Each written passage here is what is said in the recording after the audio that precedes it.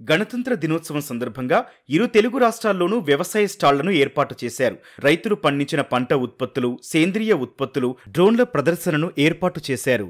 ఇందులో భాగంగా ఆంధ్రప్రదేశ్లోని అల్లూరు జిల్లా పాడేరులో వ్యవసాయ శాఖ ఆధ్వర్యంలో స్కై ఏరోస్పేస్ టెక్నాలజీ సంస్థ డ్రోన్ ప్రదర్శనను ఏర్పాటు చేసింది. సాగు రంగంలో పెరుగుతోన్న డ్రోన్ల వాడకం, వాటి ప్రాముఖ్యత గురించి రైతుల్లో అవగాహన పెంచేలా ప్రదర్శన ఏర్పాటైంది. ఈ డ్రోన్ వల్ల రైతులకి చాలా మంచి ఉపయోగకర ప్రయోజనాలు ఉన్నాయి.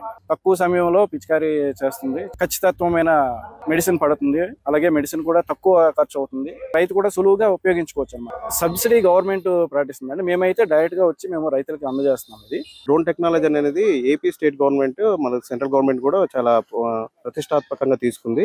ఇప్పుడు ఏంటంటే ఈ రైతు ఉత్పత్తుల సంఘాలకి అడ్వాన్స్డ్ టెక్నాలజీ అనేది అడాప్ట్ చేసుకోవడం వలన 600 నుంచి 800 రైతుల యొక్క పంట పొలాలకి సంబంధించిన రసాయనాలు ఏదైతే కెమికల్స్ స్ప్రేయింగ్ ఏదైతే ఉంటుందో అది ఈజీగా మనము డ్రోన్ ద్వారా చేసుకోవచ్చు. దీనివల్ల ఏంటంటే రైతుకి సమయం ఆదా అవుతుంది, ఫెర్టిలైజర్ మన పెస్టిసైడ్స్ కూడా ఆదా అవుతుంది, అంటే రసాయనాలు కూడా ఆదా అవుతుంది.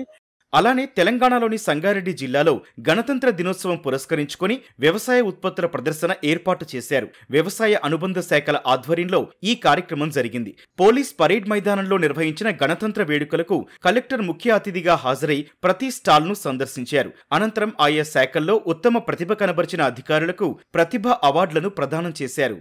పెరేడ్ గ్రౌండ్స్లో వివిధ స్టాల్స్ అన్నీ కూడా ఏర్పాటు చేయడం జరిగింది. మహిళా శక్తి కింద మహిళలు చేసే వినూత్నమైన ప్రోడక్ట్స్ అన్నీ కూడా ఈరోజు డిస్ప్లే చేయడం జరిగింది. వివిధ డిపార్ట్మెంట్స్కి సంబంధించిన వారు చేపట్టే ప్రభుత్వ కార్యక్రమాలు కూడా డిస్ప్లే చేయడం జరిగింది. చాలామంది పబ్లిక్ కూడా విజిట్ చేసి ప్రభుత్వం ఎటువంటి కార్యక్రమాలు చేపడుతున్నారు అని కూడా తెలుసుకోవడం జరిగింది. ఈ కార్యక్రమంలో భాగంగా వ్యవసాయ శాఖ తరపు నుంచి పలు స్టాళ్లు ఏర్పాటు చేశారు. భూసార పరీక్షలు, సేంద్రియ ఎరువులు, నీటి కుంటల ఏర్పాటు, సమీకృత వ్యవసాయ విధానాలు, డ్రోన్ల ప్రదర్శనను ఏర్పాటు చేశారు. అలానే ఉద్యాన శాఖ సైతం పలు రకాల కూరగాయలు, పండ్లు వంటివి స్టాళ్లలో ఏర్పాటు చేసింది. సంగారెడ్డి జిల్లాలోని రైతులందరికీ కూడా మేము మట్టి పరీక్ష చేయడం జరుగుతుంది. ప్రతి రైతు కూడా మా ల్యాబ్కి సాయిల్ శాంపుల్ తీసుకుని రావడం జరుగుతుంది.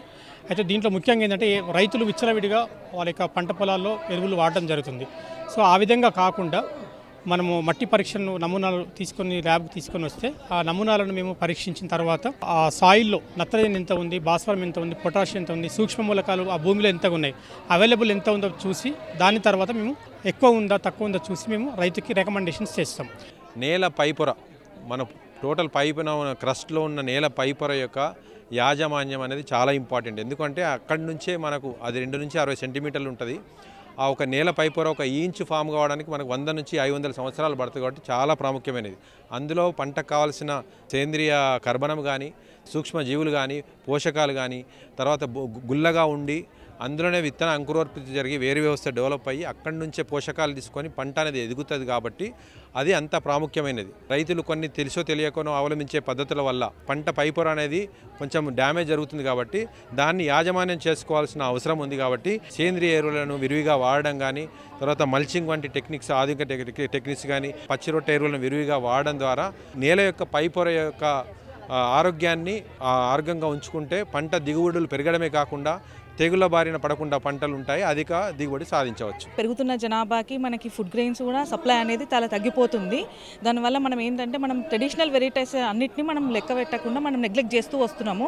కానీ అలా చేయకుండా మనకి ఇప్పుడు మళ్ళీ పాత ఏవైతే మన తాతలు మన పూర్వీకులు ఏవైతే వాడుతున్నారో మనం వాటిని ముందుకు తీసుకురావడానికి ప్రభుత్వం కూడా దీన్ని చిరుధాన్యాల పెంపకాన్ని కూడా ప్రోత్సహిస్తుంది. ముఖ్యంగా సాయిల్స్, టైప్ ఆఫ్ సాయిల్స్ ఏమి, సాయిల్ పై పొర లాభాలేమి, పొరను కాల్చితే మనం ఏం నష్టాలు వస్తాయి అవన్నీ వివరించడం జరిగింది.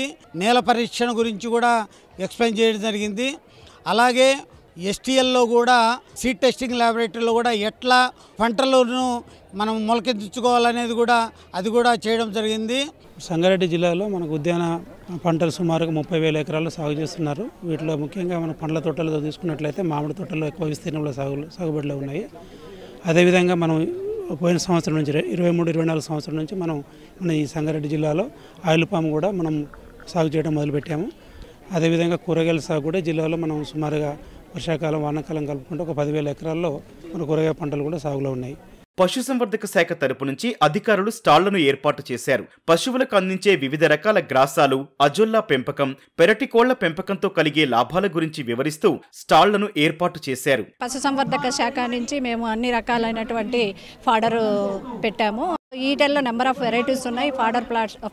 ఫాడర్ అంతా కో1, కో4, ఈ సూపర్ నేపియరు, ఎస్హెచ్జి, సుబాబులు ఇవన్నీ కూడా పెట్టడం జరిగింది. ప్రత్యేకంగా ఇప్పుడు ఈ పెరటి కోళ్ళ పెంపకం అని చెప్పేసి రైతులకు ఎంకరేజ్ చేయడం జరుగుతుంది. ఇంకొకటి అజోలా అని మన పశువులకు దానా బదులు ఈ యొక్క అజోలా పెట్టచ్చు. దీన్ని ప్రత్యేకంగా మేము ఎంకరేజ్ చేయడానికి రైతులందరికీ ఇక్కడ స్టాల్లో పెట్టడం జరిగింది.